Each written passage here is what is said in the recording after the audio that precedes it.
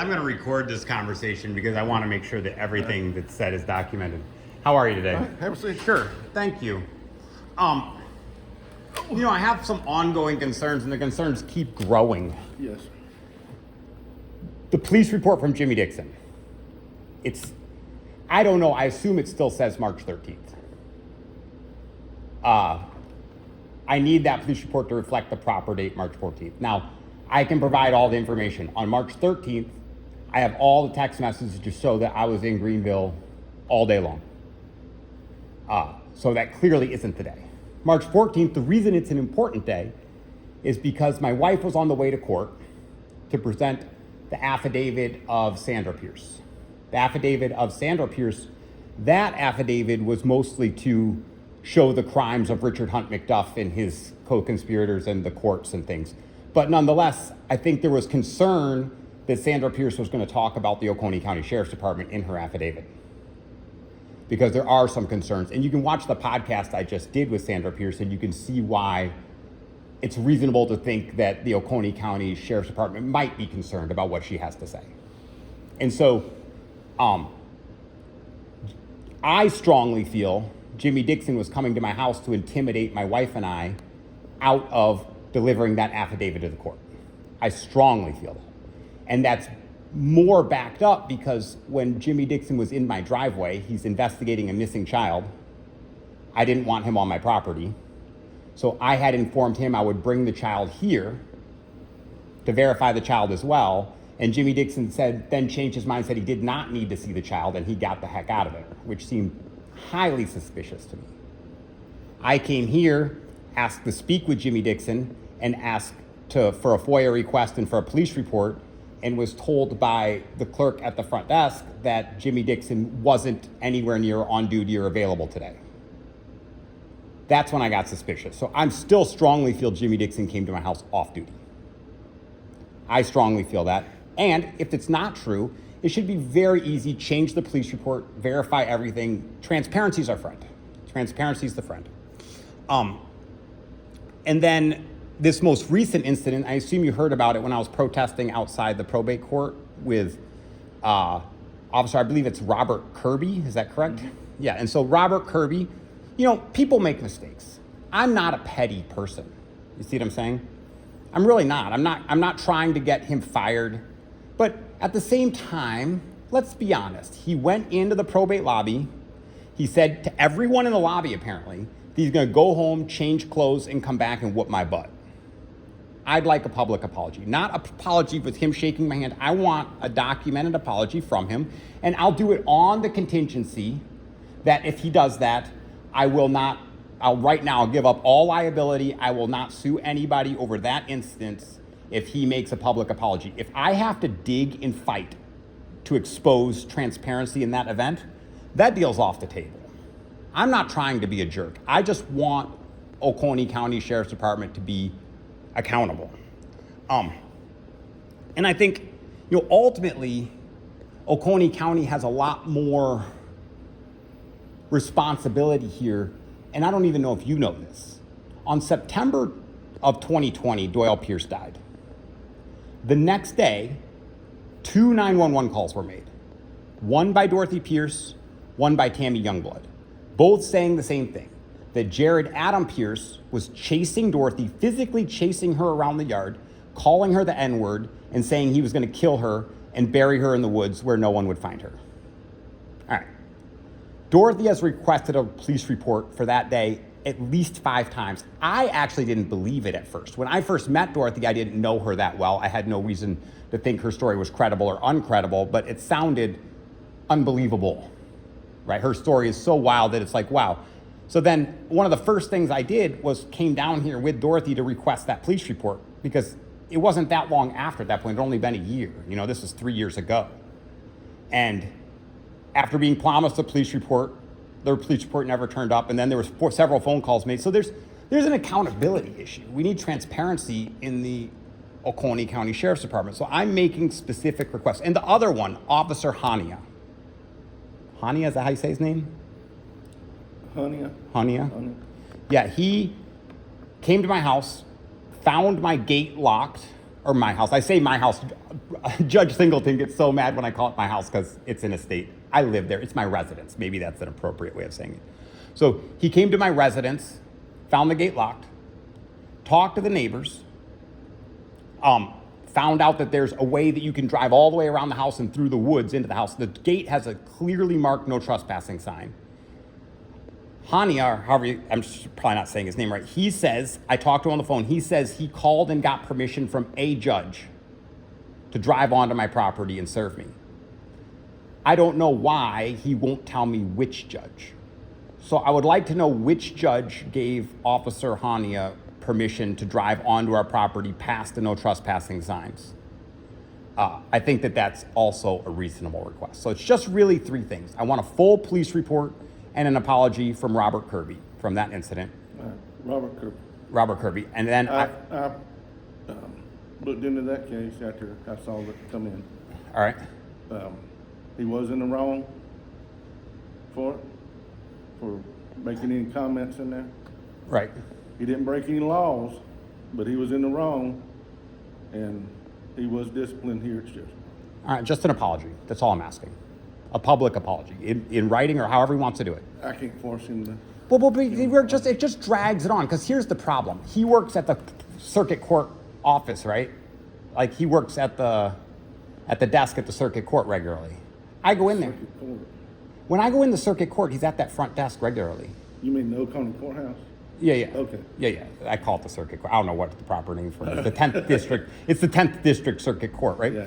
Oconee. So when I go in there, he's sitting there regularly, and he just runs away every time he sees me. He runs down the hall and runs down the stairs and gets the heck out of there, right? And it's like, I feel like this is like the last thing I need to do is call 911 because I have conflict with the Seneca police as well because they lied about my wife and defamed her. And maybe you know those stories or you don't, but that's not your position. I'll take that up with them. But I don't have security here. Let's get back to ground zero. Jimmy Dixon was out my house on March 14th. If I can just get a statement that says he was there on official duty, on official capacity, a statement from management, not from Jimmy Dixon, and then also verification that he was working and on duty. Whatever that takes. I would like that verified in writing. And then if there was a reprimand, at least some written documentation that says that was followed up and Robert Kirby was in the wrong and you followed up with it. Some documentation of that. Obviously, I don't think they're going to do anything about the 2020 incident, but the problem with the 2020 incident is, they're criminals. Jared Adam Pierce has a criminal record in this town, a significant criminal record in this town. He's threatening to kill a black woman while calling her the N-word, and then the Oconee County Sheriff's Department is going to cover up for him. And then he went on. The problem is that wasn't the end of it. Jared Adam Pierce then went on to be incredibly bold in attacking Dorothy on a ton of fronts in a bunch of illegal ways. And that's what ended up with the Seneca police, which got out of your jurisdiction. But nonetheless, I feel if the very first day he was held accountable for his actions, all this stuff happening to Dorothy never would have happened. People get emboldened when they believe the police are not going to arrest them. That was illegal. He threatened to kill her while physically chasing her and calling her the N-word in front of multiple witnesses. The sheriff showed up, and there's no police report for that incident. Right? It's a problem. And now what? Did Jimmy Dixon can come to our house and threaten us to keep papers out of the courthouse? And there's no accountability there either? And I can run a First Amendment protected activity and a guy can show up and say he's going to go home, change his clothes, and whoop my butt? I mean, we need to clean up. That's all. I'm just asking for a house cleaning in all these accounts of my records. And Hania, if he came on my property legally, if a judge really did give him permission to pass the no trespassing sign, then that's obviously not Hania's fault. But when he says a judge told me and I say which judge and he won't tell me which judge, it makes me feel he's lying. He's just saying that because he knows if a judge had told him, he wouldn't be accountable. But because no judge did tell him, he is accountable. You can't just drive on a property with a no trespassing sign without a warrant. And everyone knows that, I believe. I'd like this cleaned up. There's one other thing. I filed official complaints against multiple people. Jimmy Watt won't talk to me. I've left 5 messages for Jimmy Watt. I've sent him at least 2 emails. He is avoiding me at all costs. He's the public relations officer. The reason he's avoiding me is I have now filed 5 complaints against officers. Robert Kirby, Jimmy Dixon, Barry Owens, Jamie Jordison related to a different incident, and then Crenshaw. In South Carolina, my understanding, and I've done more than a little research, is that complaints against officers are public record. The investigation into the complaint is not public record in South Carolina. So all my complaints need to be on the public record, and it needs to, you can verify to me that all those complaints are on the public record. You don't have to tell me by South Carolina law if you even investigated my complaints. But you do have to, if any individual here comes and files a FOIA request for the complaint record of any officer, you got to produce all the complaints, whether the complaints are credible or not. Of course, you can respond. If you think my complaints are not credible, you can make a public response to that, and then when someone requests the officer complaint record, they'll get my complaint and the department's response to it, which would also have to be on the public record. It can't be a private. And so I would just like responses, public responses, to all of my complaints against officers, or at least to be proven that the complaints are on the public record. And that's it. That's what I came to say. Jimmy, have you gotten paperwork? No, very, very incomplete paperwork. He'll send some stuff down and make me pay for it. But like, there's a missing 9. So the day that that Jimmy Dixon came to my house, March 14th, after coming to the sheriff's department, I then made 4 phone calls, and I have my phone records to show this, to the 411 number, requesting to speak to Jimmy Dixon and requesting to speak to Barry Owens and just following up. And in those phone conversations, a lot was said by dispatch, because the dispatch woman also verified on March 14th that Jimmy Dixon was not available or on duty or working or however you want to say it. And then all those call records, when I requested them, they won't give them to me. They're saying they don't exist. But I think they don't exist because they're incriminating. And it's like I think we need to get transparency. And I don't think I should have to fight for it. I don't think I should be coming down here videotaping. I came in here a lot of times very politely. And I didn't even start making audio recordings in this building until it was shown to me that I wasn't going to get anywhere without it. And now all these months later, still nothing. It's kind of wild. Like, let's get a police report that says March 14th. Let's get a statement that says that Jimmy Dixon was at my house with Barry Owens on official duty due to a call made to Sheriff Crenshaw. Sheriff Crenshaw told me it was, and this call, I can't get it recorded. I should have recorded it myself, but to Sheriff Crenshaw's personal cell phone. So the official story from the department is, on a Monday, there was a call to Sheriff Crenshaw's personal cell phone that was anonymous. So there's no record of that call, an anonymous call to his personal cell phone. He then waits a day and tells Jimmy Dixon, the missing child, wait a day, why not? And then 2 days after that, on the Thursday, Jimmy Dixon comes to my house. That's the official story as I got it. So missing child took 3 days to follow up on. It seems a little extreme to me, right? I don't think any phone call was made, and I don't want to say it, but unless this story gets cleared up, I have to say that Sheriff Crenshaw's crooked, right? Because there has to be a story that makes sense. If the story doesn't make sense, then everyone involved in the story is crooked. And I appreciate you're not in the story, so we can sit here and have this conversation, you know what I'm saying? And I appreciate you. I hope you got the impression at the meeting the other day. I was serious. I said, you're here, like, let's get work done. We were at the Oconee County meeting. I have nothing against you. I think you've been genuine, except for I think you're reluctant to follow up on getting Jimmy Dixon to produce a police report that says March 14th, because I think everyone knows he wasn't working. On that end, he was working. I verified that. So why can't he change the police report? Well, he thinks it was the 13th. Well, Sure. let's go through my text messages together to show that I was in Greenville on the 13th. So the only thing he would be able to do, or anybody could do, is say that you want it changed to the 14th. No, that's BS.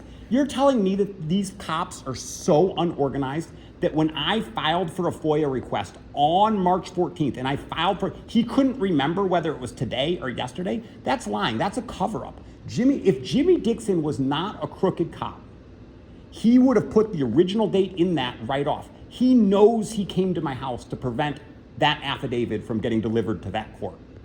He knows it. And Barry Owens knows it, because Barry Owens, I got in here. Have you heard the audio interview with Barry Owens when he gets mad? Right, when I have a whole pleasant conversation standing right here with Barry Owens. He didn't know I was recording, I was audio recording. And then we get to the point where I want the date of the police report changed. And he gets frustrated, he gets more than frustrated, he gets angry, and escorts me to and I recorded the whole thing. He didn't know it was being recorded. We went to the elevator, I went down. Listen to how angry he is, all because I want the police report to reflect the actual date of the incident. I don't believe this. I don't believe there's no record. I certainly don't believe there wasn't a record on March 14th when I requested the police report. I requested it the same day of the incident. And then 4 days later, I was here talking to Jimmy Dixon in this lobby, which I also have recorded. And Jimmy Dixon said he was going to follow up on it immediately. That was 4 days later. And then that was before the police report was produced. And we mentioned the date in the conversation with Jimmy Dixon, the date's mentioned. And then the police report's produced. And I came back and talked to Barry Owens after that. I'm not buying it, sir. I'm not. This is a cover-up. And I don't know why they're trying so hard to cover up, but it's been a cover-up since the first second. From the first second I walked in and said, I need a police report, and they said Jimmy Dixon wasn't working today. And then what did the woman at the counter, when I said I need the police report from Jimmy Dixon, she was just at the computer and she was sitting there doing something. What gave her the impression that he wasn't? And what gave the dispatch officer, who I also talked to, the impression that Jimmy Dixon wasn't working? And why were my 911, or why were my 4111 calls, my calls to dispatch, why were they erased from the record? It's a cover-up. I had 4 calls. I have my phone records. 4 times I dialed the 4111 number between March 14th and March 15th. There's no record of me calling. Or they voided it from the FOIA request. I put in a FOIA request. There's no record of me calling, but I have my phone records, which clearly show I did call. So we got a problem, right? And I'm not gonna give it up. We're gonna keep going and going and going and going. And I think that, there's other issues, but I think that somewhere along the line, someone here decided we're the enemy. I think they decided Dorothy Pierce was the enemy, and the reason I think they decided that was because Jared was calling her the N-word and threatening to kill her, and Jared's a criminal in the area with a criminal record, and the sheriffs show up and take his side on everything because he grew up here. He's friends with all of them, man. Like, this is small town. You don't grow up in Seneca your whole life and not have friends in the police and sheriff's department. It's just the way it is. So who are his friends and what are they doing and how? I would just like transparency. Police report fixed. He was at my house March 14th. Not maybe, not anything. He was at my house March 14th. And if we need to sit there and talk about it and get in, let's get down and dirty. Let's get the GPS records from the cars.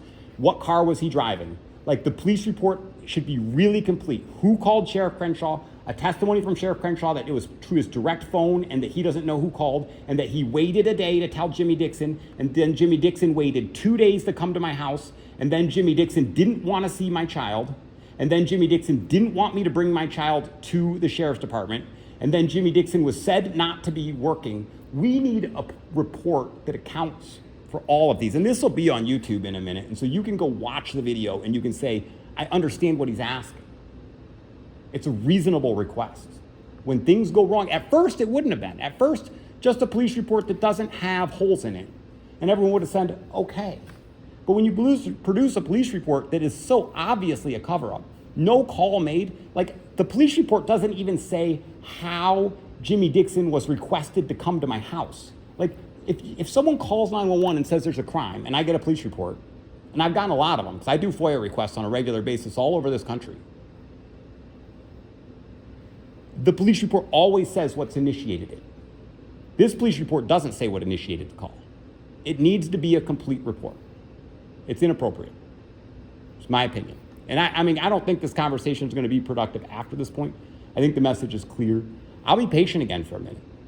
I will be patient again for a minute, but in a minute, I'm going to file another round of FOIA requests requesting the complete complaint histories of every officer I filed a complaint against.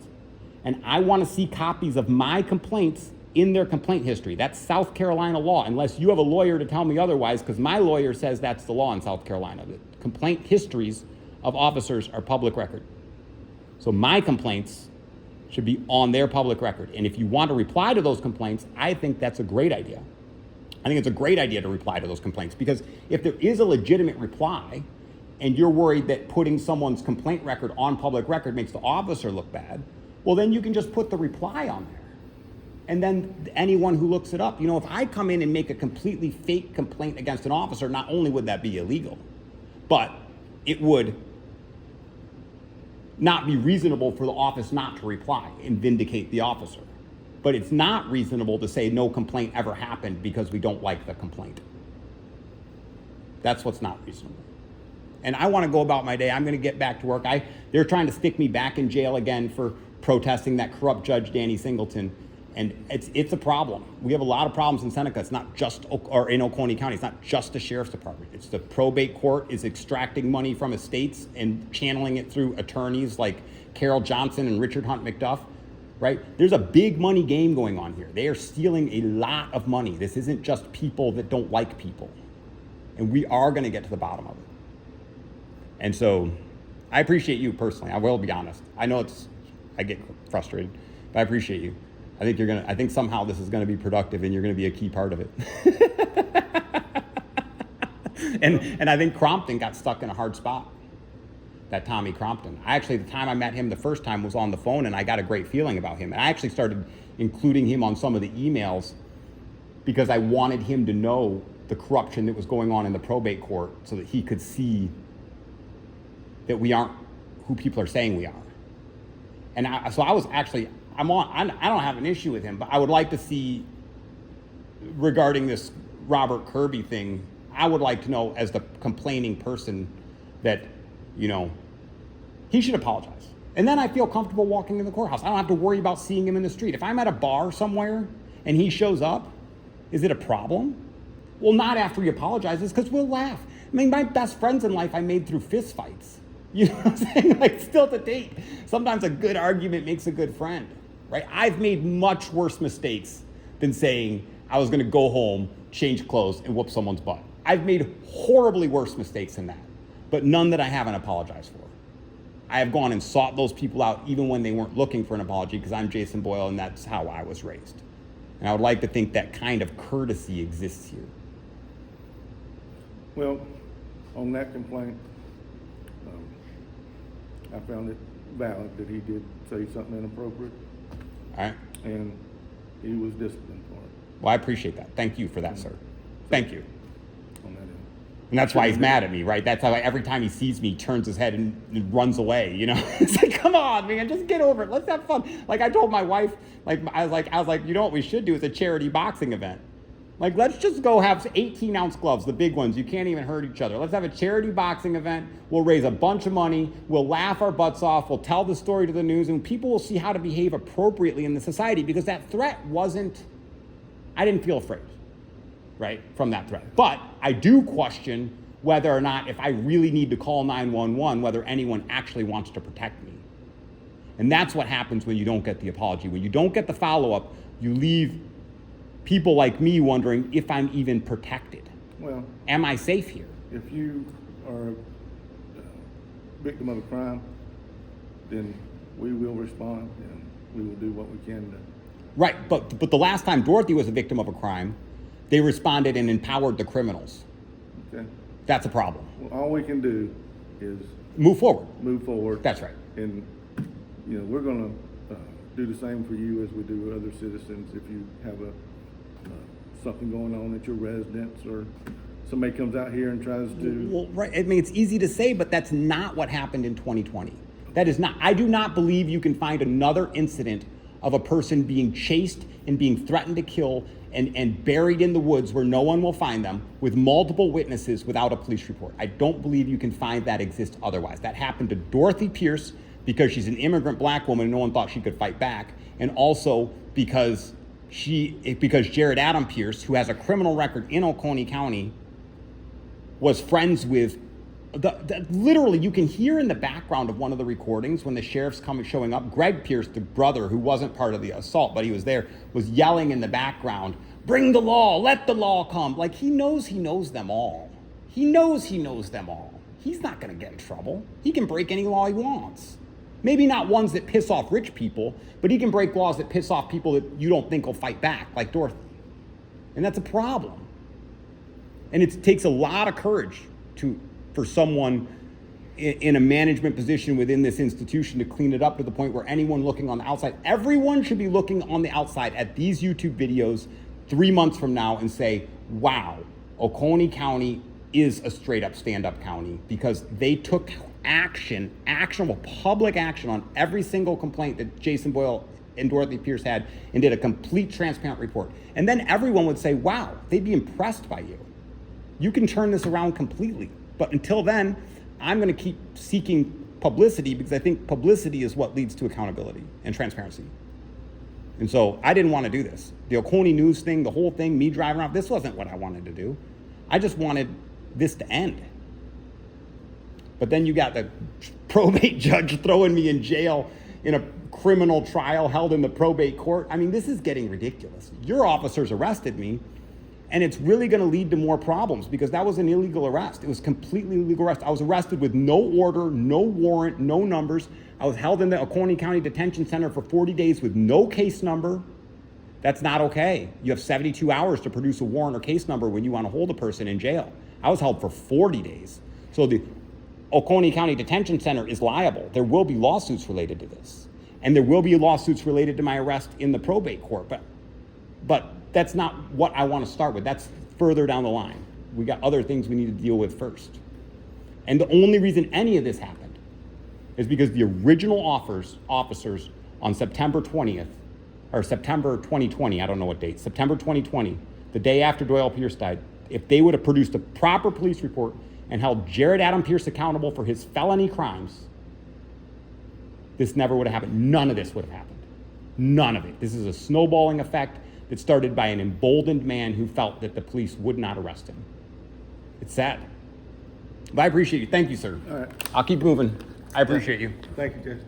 Thank you. Take care now.